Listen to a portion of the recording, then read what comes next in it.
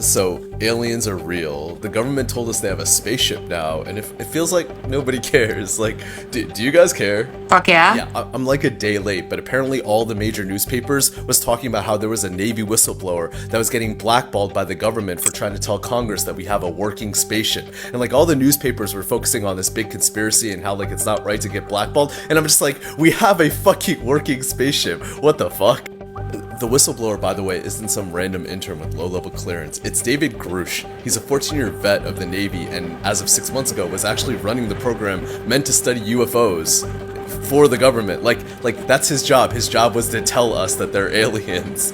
And so David just doing his job, right? Like he's sitting at his desk one day writing a report. I've seen one. We found a whole ass spaceship. We ran a ton of tests, and none of the shit makes sense at the subatomic level, wherever the fuck this thing's made out of. Oh, and by the way, it's kind of got this radio signature that we don't get either.